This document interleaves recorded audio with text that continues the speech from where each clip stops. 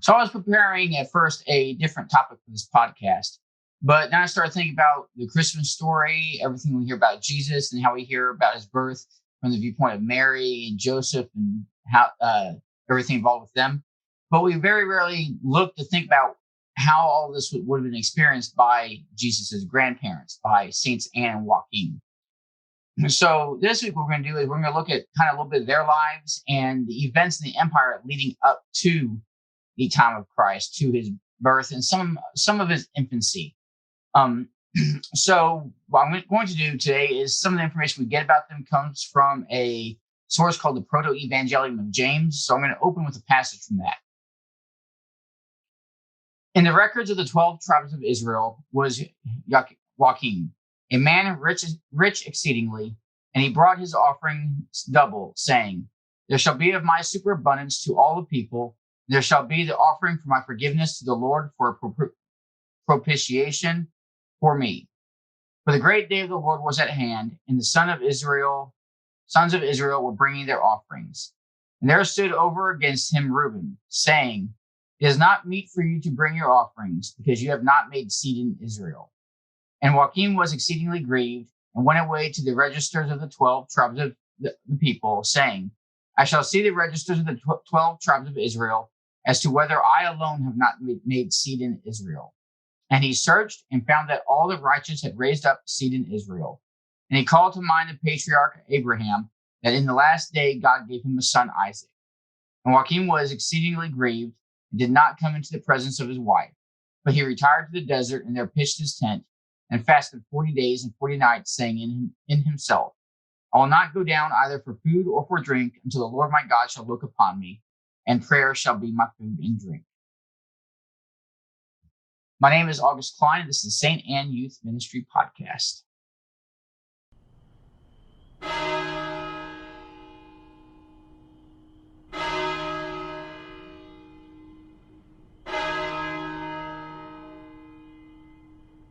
In nomine Patris, et Filii, et Spiritus Sancti. Amen. Pater noster, qui est in celis, sanctificetur nomen tuum. Adveniat regnum tuum, fiat voluntas tua, sicut in cielo et in terra. Panem nostrum quotidianum da nobis odie, et dimite nobis debita nostra, sicut et nos dimitimus debitoribus nostris. Et ne nos inducas in tentationem, sed libera nos a malo. Amen. Sancta Anna, ora pro nobis. Sancta Ioannis Paulus Secundum, ora pro nobis. Sancta Augustini, ora pro nobis. Nomine Patris, et Filii, et Spiritus Sancti. Amen. All right, so starting the topic here, we're going to look a little bit more into the history of what the world was like around the lifetimes of Saint Anne and Joachim. Now, both of them are believed to have been born roughly around the year 50 BC. For those of you who don't know the time period here, this is about the same time that you had the Senate and you had the Roman Empire, but it was still, the Senate was really in control. So you had this general named General Pompey, who had previously, he had been involved in wars against Judea. One of their previous kings, he had actually fought and captured. His name was Antigonus II Mattathias, and he was imprisoned in Rome at this time.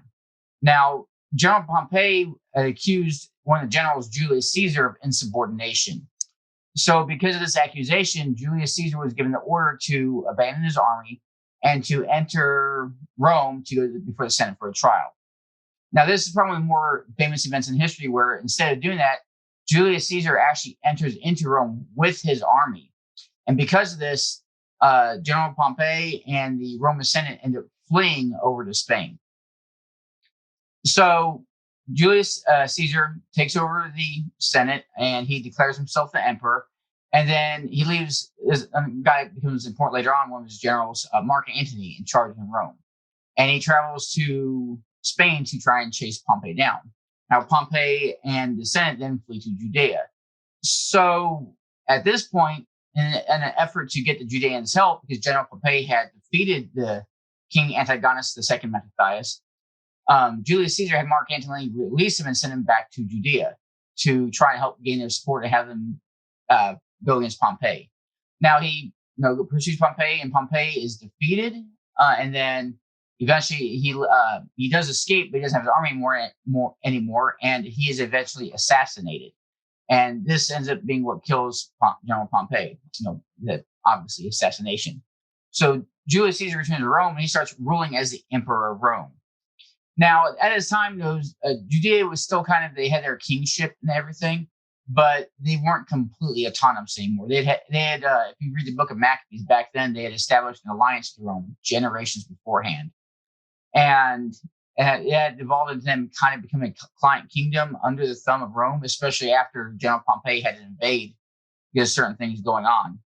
But what happened was when that happened, General Pompey had taken Antigonus II Matthias out of power and put in John Hyrcanus, who was one of the Hasmoneans, one of the descendants of the Maccabees. And John Hyrcanus II ruled, and especially as a high priest. He was a high priest as well.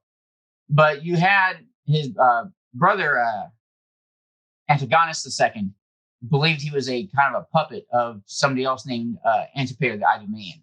Now, the Idumeans were people who they were Judeans. They were Jews, but they had been conquered partially during and then after the Maccabean uprising, the revolts, and they'd been forced to convert to Judaism. So the Jews didn't really trust them.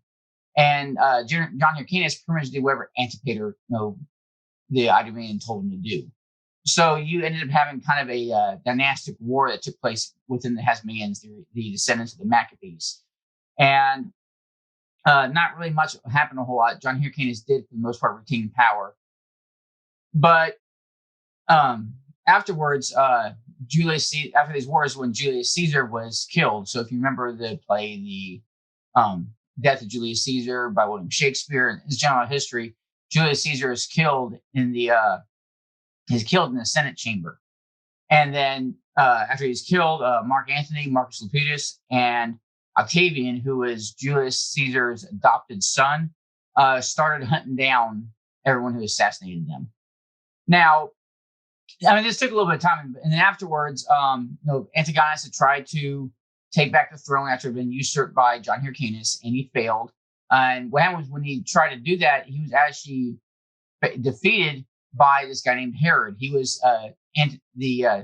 Antipater the Idumean's son. Herod had become an officer in Judea working for Hyrcanus and defeated him. Now it turns around and the Parthians invaded Judea afterwards. And the Parthians didn't like the Romans. So what they wanted to do is they wanted to get rid of John Hyrcanus, who would kind of do what Rome wanted and do what Antipater wanted. They wanted to replace him with somebody who was not very friendly to Roman rule. So they went in, invaded. Herod fled. He fled to Rome. And then they conquered Judea and they captured John Hyrcanus. And because John Hyrcanus was a high priest, one of the things you had to do to be high priest was you had to be physically fit. You're completely intact. You didn't have any mutilation. So what they did was they cut off his ears and then shipped him back to Babylon. And since his ears are cut off, he could no longer be the high priest ever again. It just wasn't allowed. And they left Antigonus II in charge. Now, when Herod left, he went back to Rome, and with the help of Mark Antony, he ended up getting permission where the Senate elected him to be the king of Judea in their place. So while, yes, he was Jewish, he was an Idumean, so they didn't trust him, but he returned with the Roman army, and they defeated Antigonus II. They shipped him back off to, wasn't Carthage, but I don't remember the name of the town right now, but they had him beheaded. He was executed at that point. And Herod ended up becoming king of Judea. Antigonus II, one of his relatives, Antigonus III, they were trying to make him be high priest. And then Herod, to cement his power, his claim, married Antigonus III's sister, Mary Ann. There's a whole drama that goes along with that. Now, during this time is also when Mark Antony and Octavian were both kind of ruling the empire together. Mark Antony had married Octavian's sister Octavia to help kind of cement his power, but he ended up being a serial adulterer and ended up leaving her for Cleopatra. And this was considered very dishonorable. Octavian was very insulted by this. So he had this whole civil war that started up then. And Herod ended up backing Mark Antony in this civil war. Couple of things that happened near this time, because I say Antigonus, or was it Aristobulus, I'm sorry, the third, was becoming popular as high priest. He was popular. Herod had him killed, and then his mother went to Mark Antony to try to have him tried, to have Herod tried. And through a series of events, Herod had to answer, but he was left in power by Mark Antony. And then when his mother-in-law came back, she accused Herod's wife of adultery because of various things that happened. And then Herod had Miriam killed, and then he had Miriam's mother killed afterwards. So she didn't get to retain power because of that. So in that civil war they had between Octavian and between Mark Antony lost. That's where you had Mark Antony and Cleopatra both killed in Egypt. And then Octavian takes the name Augustus and becomes Augustus Caesar. So this is like a whole backdrop of from the time that Anne and Joachim were born until by the time they're 23, like all these wars, all this stuff happens. You have all these wars at the Roman Empire, who pretty much controlled Judea as well. And then you have all these wars in Judea between kings trying to take each other over, and then Herod bringing armies back and invading, and then the Parthians invading. So like their whole life was like rife with warfare until they're like 23 years old, like from the year after they were born. So this is like the whole history of what was going on in this region at the time. Now, around about when you're 23, things die down, and then we don't really know when they got married. Conceivably, before these wars were over, they got married.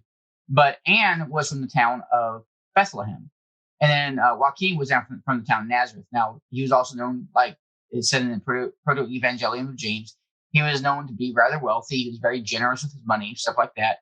And somehow through a betrothal or something, Anne became engaged to him, and she left her hometown of Bethlehem and she moved to Nazareth, and she settled down with Joachim. Now the two of them got married, and as you go into the Proto-Evangelium James, one of the things they shared was that they ended up never having kids. So imagine, even at the latest, they were probably married latest around 23 BC.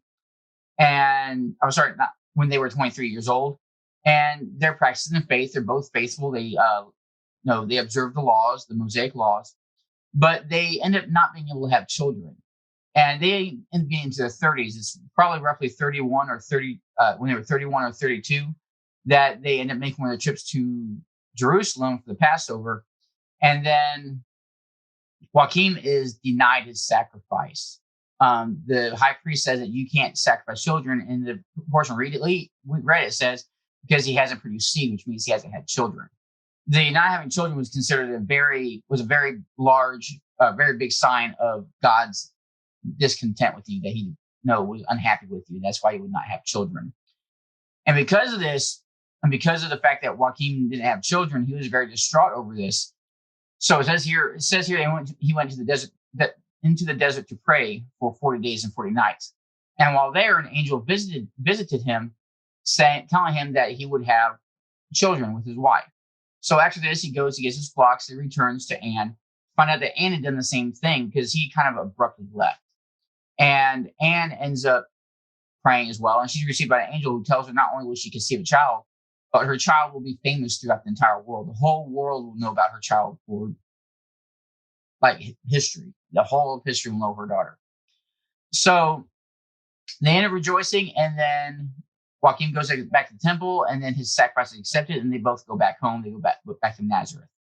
Now, at that point, that's when they conceive the child, and Mary is born. And this is, again, some of the Proto-Evangelium. This is kind of not scriptural, but what testimony we have to what happens kind of leans towards this, that they had Mary in their house for a few years, and then they had her dedicated to the temple. And when we get into the Gospels, actually kind of some of the results from this is testified in there. So she goes to the temple when she's 3. She comes out when she's 15 years old, and she is a consecrated virgin at this point. Now, if you remember in the Gospels, when the angel comes to her and says, Mary, you'll conceive and bear a child, and she says, how will this going to be? I know not man. That same language is used a lot in the Evangelium, that she knows not man. Now, one thing to consider is that even the consecrated virgins would still be married off. Now, they wouldn't be married off to someone to have children. They'd be married off to someone who would provide for their needs throughout their life. I would assume, like, if this person was younger, they would provide for their lives, or sometimes they'd have an older widower that would marry them, and then they would provide for them until they died. And then any children they had from the previous marriage, like in this case, Mary would be their legal mother, even in the Jewish religion, and they would be obligated to provide for her. So she would be taken care of for the rest of her life. So her testimony that she says, "I know not man," goes, becoming married, either way, she was engaged to Joseph. So if she's been being told you will conceive and bear a child, and she's already engaged, she's not a moron. She knows how marriage works. She knows how sex works. She knows what comes from that children come from that. So if she was engaged and an angel comes and says you're going to have a child, you would think, of course, I'm getting married. I'm going to have children. That's just what happened. Why do you have to tell me this? It was a surprise to her because she had taken a vow.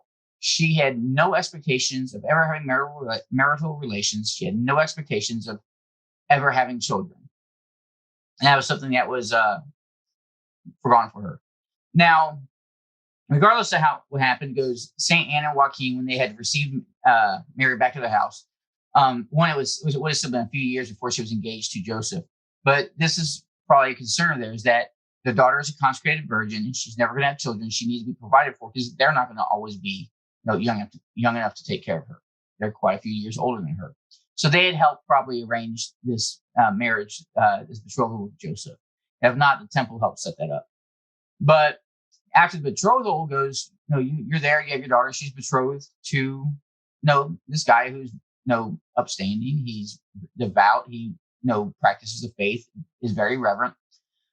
And then, like, pretty much like just a little bit into that engagement, she decides, hey, I want your daughter decides, I want to go visit my cousin.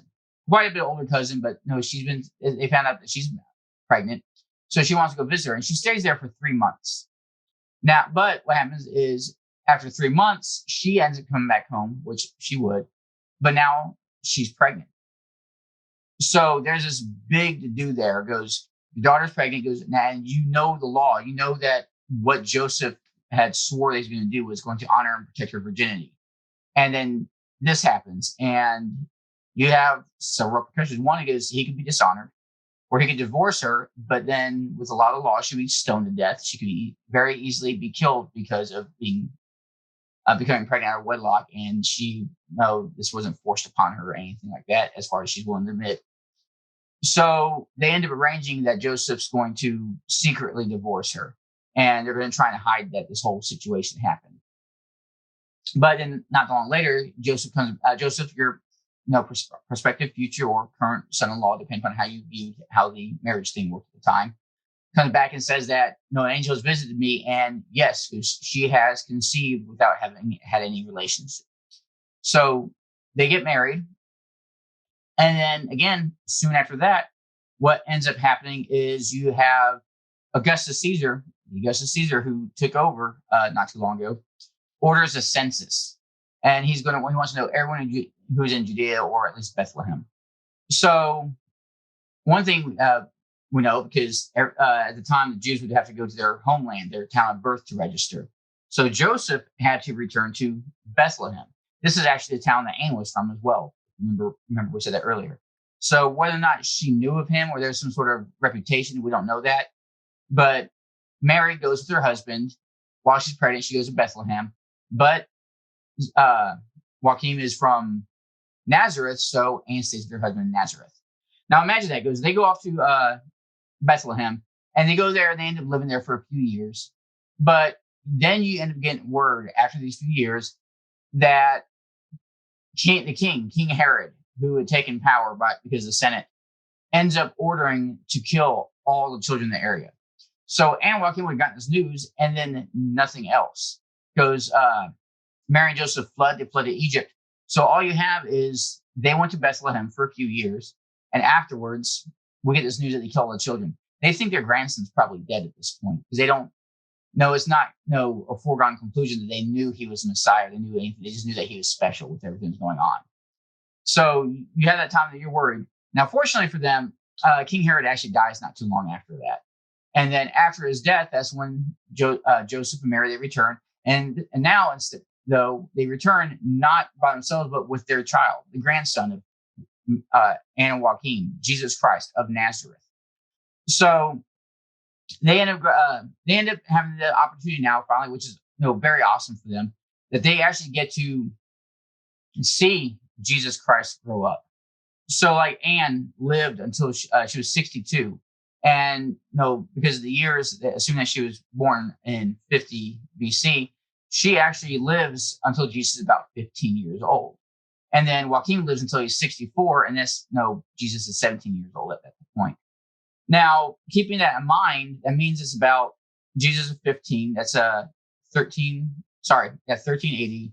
And when Joachim dies, if Jesus is 17, he's born in 3 BC, as some assume, that's 1580. Now, so that's the whole life you get to see of what happened to them, and you can kind of get an idea of what their life was leading up to this, and kind of what the world was like. But it also sets some things in place that's going to play into the life of Jesus. It's like Joachim, while we don't know what time of the year it was, what month of the year it was when he died, 15 AD is about the same time that Augustus Caesar dies as well.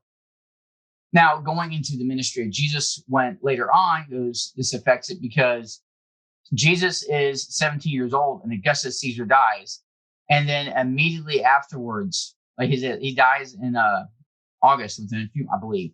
And within a few months, his son ends up getting the Senate to pass a law recognizing Augustus Caesar as a god, a part of the pantheon. He adds them to there. So he dies, he's guiding his God. But what this means for his son is that his son is now the son of God.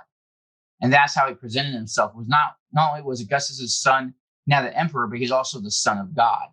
And then you'll hear this kind of referenced in scripture when Jesus talks about, when they call Jesus the son of the living God. The son of the living God isn't just like something he just said. No, he's the living God, yes. But this is also in a comparison to the emperor. This is kind of almost a slight on the emperor at the time, where Jesus is the son of the living God because the emperor is the son of the dead God. So why do you worship the emperor, the dead God, when you have to live the son of the living God right here, the son of Yahweh God, the God who is, I am. Jesus is his son. Jesus is God. And this brought about, really kind of emphasized the reality of who Jesus was and his power. And just his greatness in general. There's so much of what we read about in scripture, really the modern context of not our modern, but their modern, the modern writers, comes into play that all this stuff was recent living memory for them. If you actually look back to the gospel reading, look forward to the gospel reading. Look back to the gospel reading for this last Sunday. They give the genealogy of Jesus Christ for this fourth Sunday of Advent. And they give all this genealogy. And then when the reading starts, it says, and now, and then it goes into the rest of the reading, where there's a very sharp contrast being made between this historical genealogy and now in the country of Judea, the angel came and visited Mary. This is a telling that of a modern, not just a history, but modern events. We all lived this. We all saw this. We know people who were there. Augustus Caesar was very recent memory and living memory for a lot of these people. So Jesus lived on earth in human form during the time of Augustus Caesar. Augustus Caesar died during his lifetime when Jesus, again, was roughly about 17. And so he came up face to face with Augustus Caesar's son. So you have the Augustus Caesar son, who may have been the same age as Jesus, could have possibly been. And you have Jesus Christ. One is the son of the dead God. One is the son of the living God. Jesus Christ is the living God whom we worship, who we adore, because he is God himself. And that makes him something special that nobody in history shares this trait, and that's why we worship Jesus Christ, is because he is God himself. Now, before we end up closing out today, I want to go over just a few things. First, yes, Christmas is in just a couple days here, but this Saturday we have our first Saturday adoration. No, we don't. I'm sorry. That's 2 weeks from now. So anyway, we don't have first Saturday adoration this Saturday. That's the next one, but it is coming up. So that's a good opportunity for everyone, especially those who are going to go through confirmation pretty soon, to kind of spend some time with Jesus and prepare for things coming up. And it's good for us in general anyway. We also have our first youth parent meeting coming up on January 6th. And then our confirmation preparation begins January 31st. So we still have some time for interviews and stuff, but it's also getting close to time to have the paperwork turned in for confirmation prep this year. So that's pretty much all I have for right now. So I would like to go ahead and close. Actually, before I close, the reminder, because I didn't say this last week. If you do have anything you want to hear about in particular on the podcast, or if you have comments or complaints, you can email me at august@mystand.com. It's august@mystann.com. And then we'll close in nomine Patris, Filii, Spiritus Sancti. Amen. Ave Maria, gratia plena, Dominus tecum. Benedicta tu in mulieribus, et benedictus fructus ventris tui, Iesus. Sancta Maria, Mater Dei, ora pro nobis peccatoribus, nunc et in hora mortis nostrae. Amen. In nomine Patris, Filii, Spiritus Sancti. Amen.